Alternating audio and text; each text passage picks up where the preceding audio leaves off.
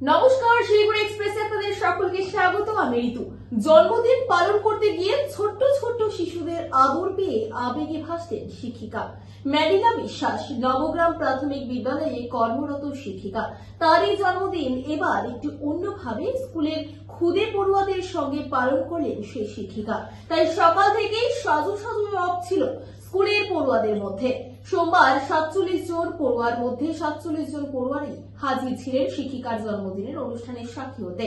Cake কেটে বাচ্চাদের খাওয়ানোর পাশাপাশি তাদের হাতে স্কুল ব্যাগ গিফট হিসেবে তুলে দেন ম্যারিলা বিশ্বাস। তবে উপস্থিত ওই খুদে পড়ুয়ারাও তাদের শিক্ষিকাকেও তাদের সাধ্যমতো উপহার তুলে দেন। তাদের এই ভালোবাসায় আবেগে ভাসেন শিক্ষিকা ম্যারিলা বিশ্বাস। এদিন মধ্যাহ্ন ভোজে ফ্রাইড রাইস ও চিকেনের ব্যবস্থাও করা হয় স্কুল শিক্ষিকা ম্যারিলা বিশ্বাসের তরফ থেকে। শিক্ষিকা ম্যারিলা বিশ্বাস জানান, বিগত সময় তিনি তার জন্মদিন বিভিন্ন রেস্তোরাঁ বা অন্যান্য জায়গায় পালন করেছেন। তবে বর্তমানে 2-3 বছর যাবৎ তার নিজস্ব স্কুলে খুদে দরিদ্র ছাত্রছাত্রীদের সঙ্গে কাটাতে পেরে আপ্লুত তিনি। সকলকে এই ধরনের দরিদ্র শিশুদের এমন সামান্য আনন্দ দিতে পেরে এমন উদ্যোগ গ্রহণ করার আবেদন জানান। ম্যারিলা বিশ্বাস। আজকে অ্যাকচুয়ালি আমার 3 তারিখে ছিল আমার জন্মদিন। তো আমি জন্মদিনে আমি প্রতিবারই এটা করি আমার স্কুলের বাচ্চাদের জন্য। আমার ভালো লাগে করতে।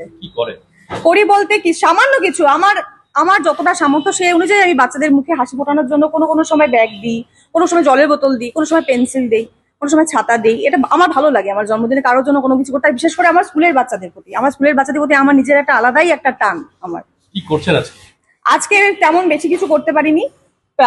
সামান্য কেক কেটেছি, বাচ্চাদের ব্যাগ দিয়েছি, আর সামান্য খাবার দাবারের ব্যবস্থা করা হয়েছে। কেন হঠাৎ এই স্কুলে বাড়িতে করতে পারতেন? হ্যাঁ, বাড়িতে তো আমি আগেও করতাম, সেটা বাইরে করতাম, কোনো এনজিওতে করতাম বা কোনো আশ্রমে যেতাম, বন্ধুদের সাথেও করেছি। কিন্তু আলটিমেট আমার মনে হলো যে না, আমি যদি বাইরে করতে পারি তাহলে আমি স্কুলেও কেন করতে পারবো না। আর ওরা তো অনেকটা ওরা আমাকে সবসময় খুবই ভালোবাসে। তো এই জন্য আমি স্কুলের জন্যই এখন চেষ্টা করি যে স্কুলটাকে আমি স্কুলের বাচ্চাদের প্রতি যতটা পারি আমি করার চেষ্টা করি। কেমন লাগছে? খুবই ভালো লাগছে। বিশেষ করে যে আমার আজকে সবচেয়ে বড় প্রাপ্তি হচ্ছে আমার প্রাক্তনের বাচ্চারা, আমার যে স্টুডেন্টরা তারা 6-এ পড়ে, তারা এই দিনটা মনে রেখেছিল।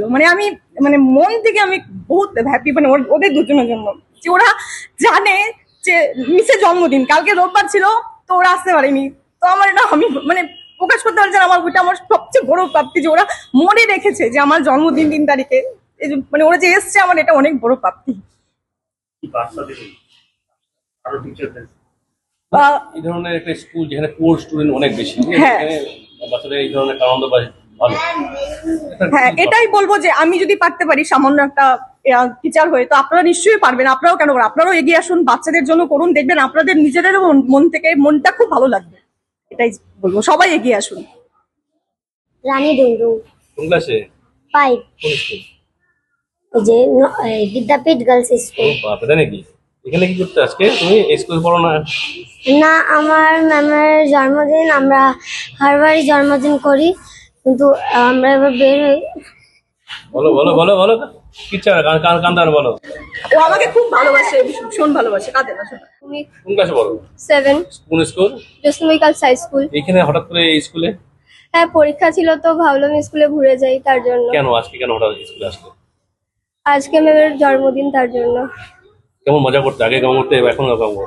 আগে খুব মজা হতো, এখন হাই স্কুলেও তো অতটা মজা হয় না ঠিকই এখন আগের মতো। আজকে জন্মদিনে কি করবে? এখানে আজকে এমনি আসলাম। হ্যাঁ, ম্যামকে উইশ করবো, করবো।